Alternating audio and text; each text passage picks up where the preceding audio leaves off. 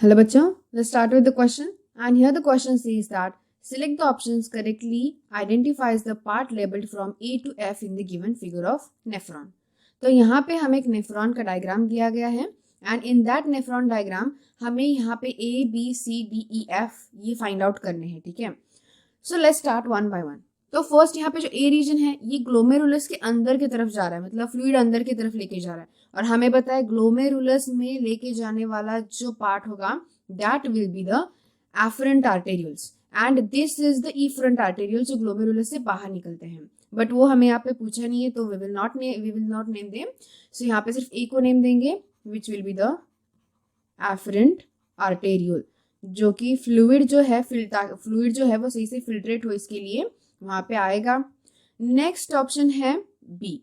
अब जो B given है दिस, लेट्स सी बी. तो यहाँ पे हम सारे ऑब्जर्व करते हैं this is the B given and जो बी ऑप्शन गिवन है वो सारे क्या है, छोटे छोटे पेरिट्यूबुलर कैपिलरीज है because this is the small one capillary region. तो उन्हें हम कहेंगे क्या, we will say it as a peritubular capillaries. वो एक कैपिलरीज है. And now next we will make a change here. So second option में जो given है that is the B option, we will say them as a peritubular capillaries. Okay, so these are the capillaries.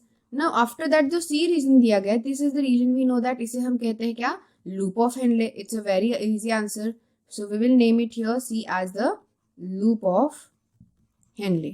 Okay, ये तो बहुत आसान था क्योंकि loop of Henle जो नीचे का रीजन होता है उसे लूप ऑफ हेनले कहा जाता है ना. उसके बाद यहाँ पे A B C and now D, this is the region. ये जो होता है डी रीजन उसे कहा जाता है डिस्टल कॉन्वुलेटेड ट्यूब्यूल एंड जो ई रीजन शो किया है that is the proximal convoluted tubule जिसे पीसीटी भी कहते हैं. Okay, so that's why we will mention here जो डी है दैट इज द डी जो पार्ट है वो डी पार्ट को कहा जाता है डिस्टल convoluted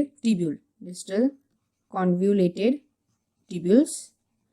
एंड जो नेक्स्ट पार्ट है ई, उस ई पार्ट को कहा जाता है proximal convoluted tubule. Okay, and in दोनों को शॉर्ट फॉर्म भी यूज किए जाते हैं, short form like DCT and PCT. Fine. Now next, तो नेक्स्ट क्या है, नेक्स्ट है यहाँ पे हमें फाइंड आउट करना एफ. ये तो हमें पता है सबसे मेजर या फिर हम कह सकते हैं बहुत बड़ा पार्ट होता है that is the collecting ducts. So ये एफ होगा हमारा collecting ducts. So it's a very easy and simple match. बस हमें सारे नेफ्रॉन जो होते हैं उसके सारे पार्ट्स पता होना बहुत इंपॉर्टेंट है.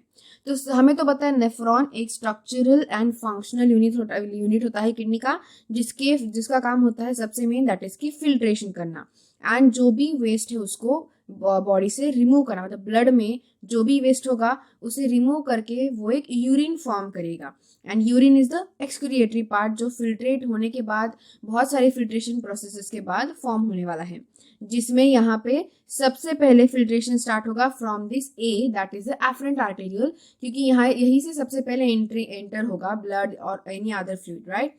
तो यहाँ से एंटर होगा, फिर उसके बाद फिल्ट्रेशन प्रोसेस स्टार्ट होने वाला है. Further filtration process will takes place. So that's why इस तरीके से मैच किया हुआ कौन से ऑप्शन में गिवन है. So as we can see ये ऑप्शन नंबर सी में गिवन है. So that will be the correct answer, क्योंकि यहाँ पे देख सकते हैं यहाँ पे गिवन है एफरेंट पहले, फिर पेरिट्यूबुलर, फिर Henle's loop, DCT, PCT and उसके बाद कलेक्टिंग डक्ट्स. सो इसी तरीके से हमने मैच लगाया. Here it is given. So I hope you got the answer very well. Thank you and all the best.